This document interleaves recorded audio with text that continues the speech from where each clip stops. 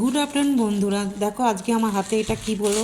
এটা হচ্ছে ফুলকপি, তোমরা অবশ্যই সবাই চেনো।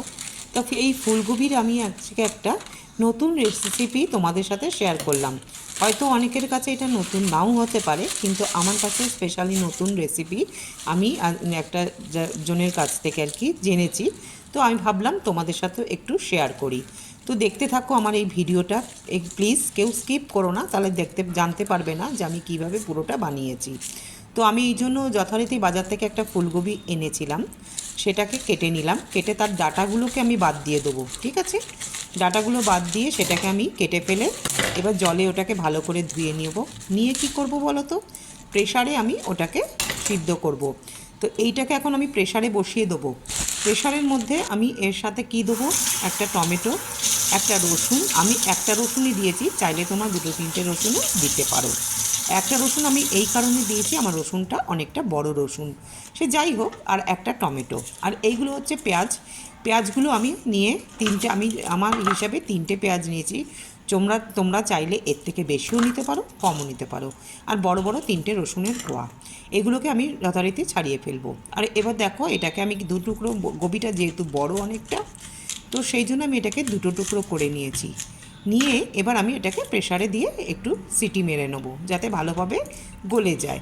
আর একটু মানে আমরা গোবিটা একটু ভাপিয়েও নিই, যাতে গ্যাস না হয়, কোনো প্রবলেম না করে, সেই জন্য। যাই হোক, তো তোমরাও এরকমভাবে সিটি মেরে নিও। এই যে রসুনটাও আমি দিয়ে দিলাম, আর একটা টমেটো আমি দিয়ে দেবো। চাইলে তোমরা দুটো টমেটোও দিতে পারো যদি একটু বেশি টক টক খেতে চাও। আমি একটাই টমেটো দিলাম, সে যাই হোক। তারপরে এর সাথে এর মধ্যে আমাদের কি মশলা দিতে হবে বলো তো, একটা সিক্রেট মশলা। সেই মশলাটা হচ্ছে তোমার তিল আছে, সাদা তিল আর কালো জিরে, একদম। আর অন্য কোনো মশলা এর মধ্যে যাবে না।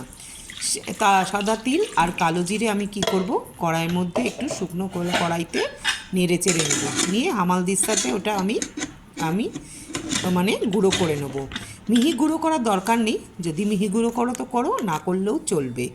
যাই হোক, এদিকে আমার দেখো কড়াই ইয়েটা হতে থাকছে প্রেশারে। আমি তো এবার কি করছি, এই যে শুকনো তিল আর হচ্ছে কালো জিরেটাকে আমি এখন এবার একটু শুকনো কড়াইতে এই যে ভেজে নিচ্ছি।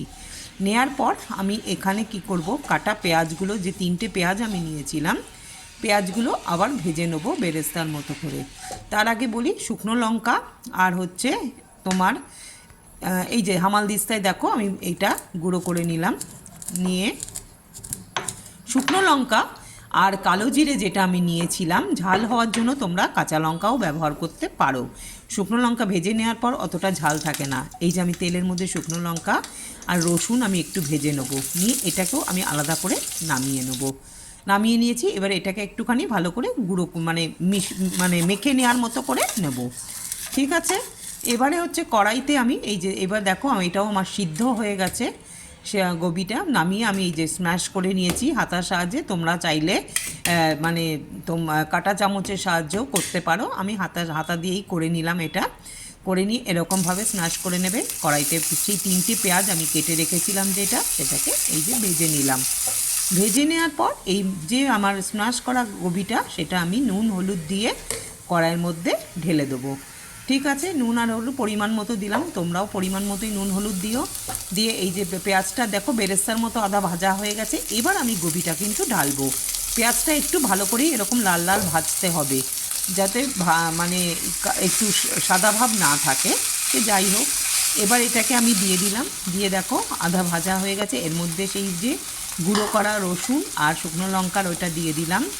আর দিয়ে দেবো তিল আর যেটা কালো জিরে আমি গুঁড়ো করে রেখেছিলাম শুকনো কড়াইতে ভেজা, সেটাও আমি দিয়ে দেবো। দিয়ে এবার একসাথে আমি ভালোভাবে মিশিয়ে নাড়াচাড়া করে ভাজতে থাকবো। এবার তার মধ্যে আমি দিয়ে দেবো, কিছুক্ষণ পরে আমি দিয়ে দেবো কিছু পরিমাণ কাটা ধনেপাতা। দিয়ে এবার এটাকে আমি ভালো করে নাড়তে থাকবো। নাড়াচাড়া হয়ে গেলে, তোমাদের যখন মনে হবে এটা ভালো মতো ভাজা হয়ে গেছে, নাড়াচাড়া হয়ে মিশে গেছে, দেখো এবার আমার এটা বাটিতে নামিয়ে নিলাম। রেসিপিটা কেমন লাগলো?